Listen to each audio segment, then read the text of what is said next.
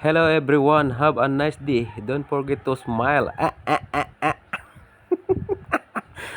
Yun po yung kadugtong ng ating video kanina mga kabalsa, no? At yan nga, pasakay na po sila sir, ma'am. At tinutulungan lang po ng ating lifeguard ng kanilang mga dala para mailagay na po dyan sa kanilang floating na nirentahan. So yan na po ang inyong idol, ano?